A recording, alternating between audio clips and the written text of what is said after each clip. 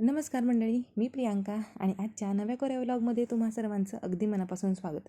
आजचा वार आहे शनिवार आणि म्हटलं आज चला तुमच्याबरोबर माझं शनिवारचं मॉर्निंग रुटीन शेअर करावं, जे आठवड्यातल्या इतर दिवसांपेक्षा थोडंसं वेगळं असतं. कसं असतं, काय असतं हे तुम्हाला सविस्तर व्हिडिओमध्ये सांगेनच. आता वाजलेले आहेत सकाळचे 6 आणि मी उठलेली आहे. उठल्या उठल्या तोंडावर पाणी मारायची सवय, जेणेकरून फ्रेश वाटतं.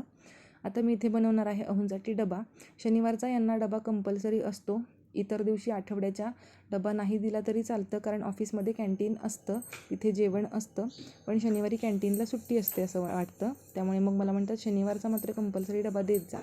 आठवड्याच्या इतर दिवशी डबा दिला तरी हरकत नसते मला, कारण माझं असं म्हणणं असतं की विणाची ही सकाळचीच शाळा आहे. एकासाठी डबा बनवायचा काय आणि दोघांसाठी बनवायचा काय, उलट लवकर लवकर आवरून होतं. मी प्रेफर करते यांना डबा देणं. आता यानंतर मी करते आहे कपालभाती प्राणायाम. शनिवारचा दिवस आहे, वीणाला असते सुट्टी, त्यामुळे मग अजूनही वीणाला उठवलेलं नाही आहे. नाहीतर हे 6:30 वाजता कंपल्सरी तिला उठवतातच, जेणेकरून तिलाही सकाळच्या शाळेसाठी लवकर लवकर आवरता येईल. मी आता इथं करते कपालभाती प्राणायाम. जसं की मी तुमच्याबरोबर शेअर केलेलं होतं, मला किलोईडचा प्रॉब्लेम आहे. आणि मग रामदेव बाबांच्या एका व्हिडिओमध्ये मी असं पाहिलं होतं की ते म्हणतात की तुम्ही सकाळचा जर कपालभाती प्राणायाम केला अर्ध्या तासासाठी रोजचा नियमित, तर शरीरामध्ये कोणत्याही प्रकारची गाठ असेल तर ती विरघळणार याची गॅरंटी आहे. माझी आई अशी मला म्हणते की तू हे करून बघ, झाला परिणाम तर झाला, आणि जरी किलॉईडवरती त्याचा परिणाम नाही झाला तरी श्वासाचा व्यायाम काय तुझा वाया जाणार नाही आहे, चांगलीच सवय आहे ही, करून घे.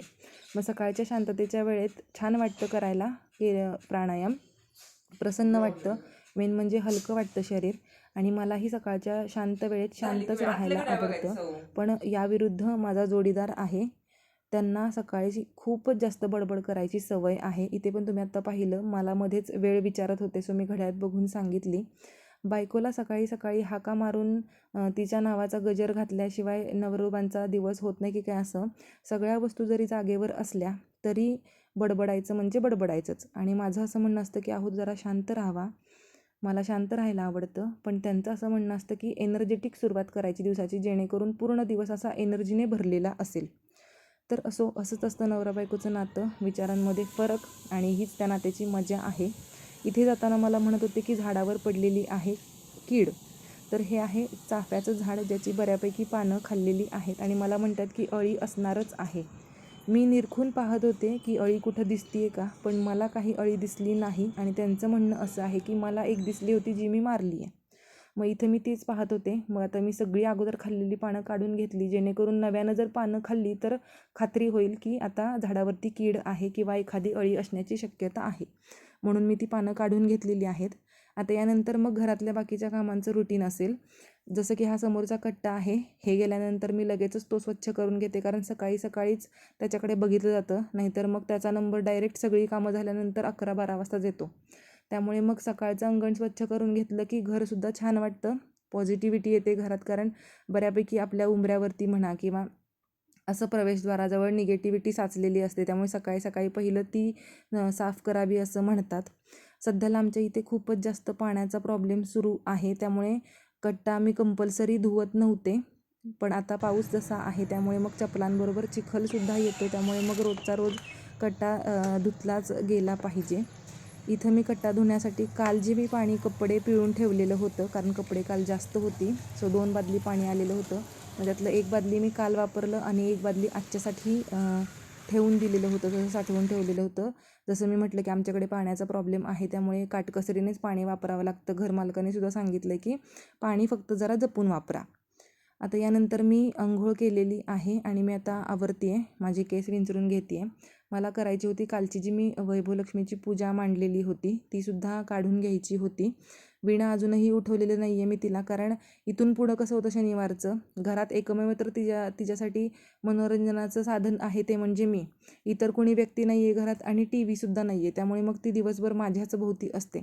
त्यामुळे मग माझा असा प्रयत्न असतो की तिला लगेचच नको उठवायला, ती उठेपर्यंत बाकीची माझी महत्त्वाची मी कामं करून घेते, जेणेकरून ती उठल्यानंतर प्राथमिक कामं झाल्यावर एवढं काही टेन्शन येत नाही ना. त्यामुळे मग मी अंघोळ, बाकीचं जे काही असेल कपडे वगैरे ते भरकन धुवून घेते सकाळीच. आणि तिचं बॉडी क्लॉक सेट झालेलं आहे. जसं की मी म्हटलं, हे तिला रोजचं सकाळचं लवकर उठवतात, त्यामुळे मग 7:30 वाजेपर्यंत ती उठते कंपल्सरी, क्वचित 8 वाजेपर्यंत. पण 8च्या पुढे ती म्हणजे झोपतच नाही ती, तिला जागच येते. तिचं बॉडी क्लॉकच तसं सेट झालेलं आहे. आणि हे पण म्हणतात की ही चांगली सवय आहे, उगाचच आपणच आळशी नको बनवायला मुलांना, त्यामुळे उठली तरी उठून देत जा. मग उठल्यानंतर कधी कधी ती फ्रेश असते, कधी कधी तिचं असं म्हणणं असतं की आई थोडा वेळ मला घेऊन बस. मग जसं मुलांचा मूड असेल तसंच आईला करावं लागतं. इथं मी तिला घेऊन बसलेली आहे, थोड्या आम्ही गप्पा मारतोय. आणि 5 दिवस मॅडमना सुट्टी लागली आहे गुरुवारपासून. म्हणजे अनंत चतुर्दशीची गुरुवारी सुट्टी होती, शुक्रवारी ईदची सुट्टी होती, शनिवार रविवार तिच्या शाळेला सुट्टी असतेच कंपल्सरी, प्लस सोमवारी गांधी जयंती. त्यामुळे मग मजा आहे म्हटलं तुझी. मग थोडंफार वेळानंतर मला म्हणाली की ठीक आहे आई, तू काढ अंथरूण, तोपर्यंत मी जरा सोफ्यावरती लोळते आणि मग उठून बाकीचं आवरते. मग इथं लोळण्याचा कार्यक्रम झालेला आहे मॅमचा. आणि आता मॅडम जरा होत आहेत तादर, मग तोपर्यंत म्हटलं की मी अंथरूण काढून घेते, तू तुझं आवरायला उठ. मग तेच गप्पा मारत मारत आमचं सुरू होतं. मग यानंतर मी वीणाला म्हटलं की तू तुझं आवरून घे. सो ती इथं ब्रश करते आणि तोपर्यंत म्हटलं चला आपली कालची जी पूजा आहे ती आपण काढून घेऊयात. मग मी साखरेचा नैवेद्य दाखवून हळद कुंकू वाहून पूजा पहिली काढून घेतली. आता यानंतर दुसरं महत्त्वाचं काम म्हणजे सकाळचं मला सकाळीच झालेलं आवडतं, ते म्हणजे कचरा. आमच्याकडं पारोशाचं लोटणं असंही म्हणतात, जे पारोशानेच काढायचं असतं ॲक्च्युली आंघोळीच्या अगोदर. म्हणजे धुळीचं काम आंघोळीच्या अगोदरच केलेलं योग्य ना. पण हे रोज होतं माझं आंघोळीच्या अगोदर, कारण तेव्हा अंथरूण लवकर निघतं. पण जसं की मी तुमच्यावर आत्ता शेअर केलं की वीणामुळे माझी आंघोळ अगोदरच झालेली होती, त्यामुळे मग मी हे आत्ता करते आहे.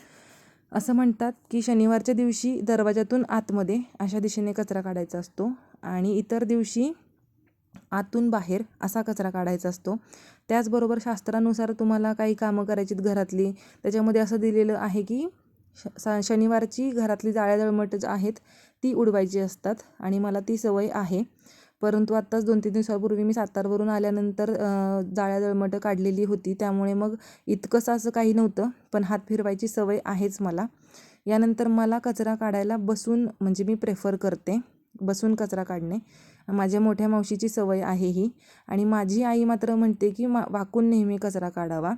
सो कुणाचं बरोबर कुणाचं चुकीचं ते माहीत नाही, पण मी मात्र ऑब्झर्व केले की ज्यावेळेला आपण बसून व्यवस्थित कचरा काढतो त्यावेळेला कचरा स्वच्छ निघतो.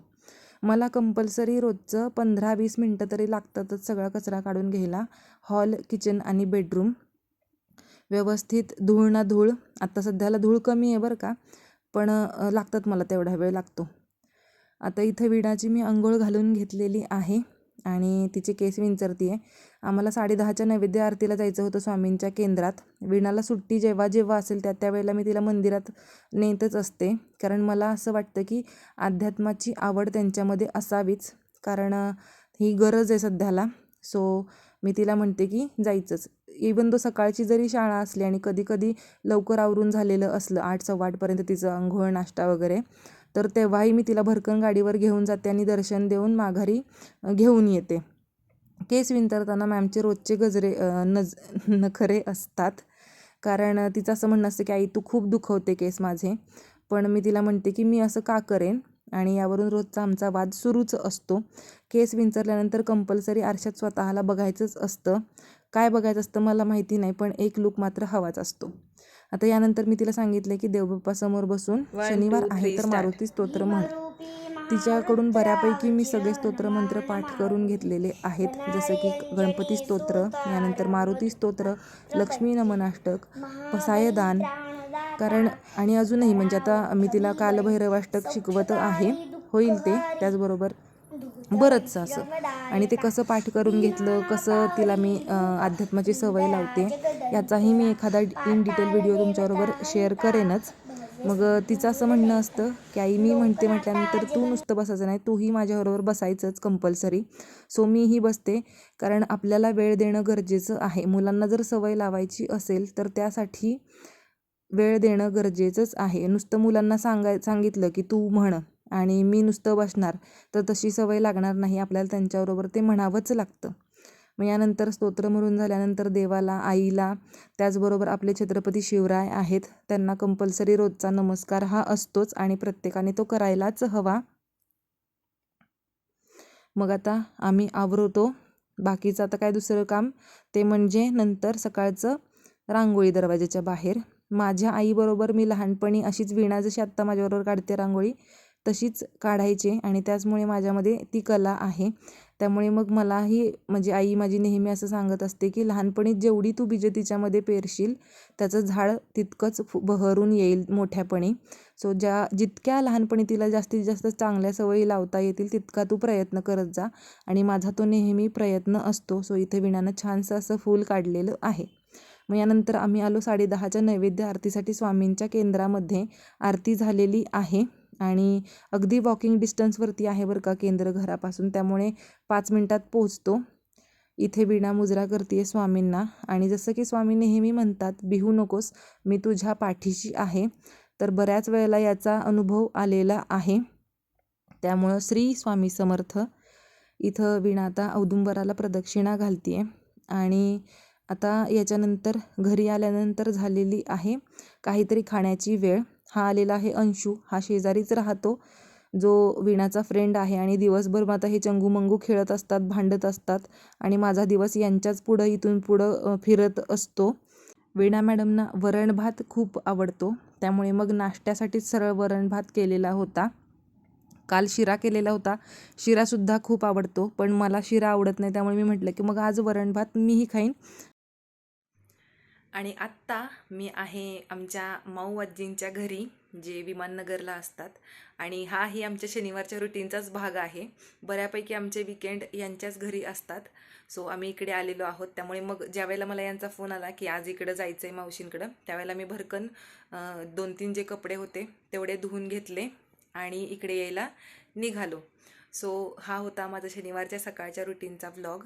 जे काही ठळक घडामोडी आहेत त्या मी तुमच्याबरोबर शेअर केल्या.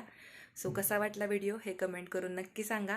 आवडला असेल तर व्हिडिओला लाईक करायला विसरू नका आणि हो चॅनलवर नवीन असाल तर सबस्क्राईबसुद्धा नक्की करा.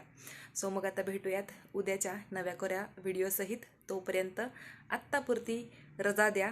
Bye bye.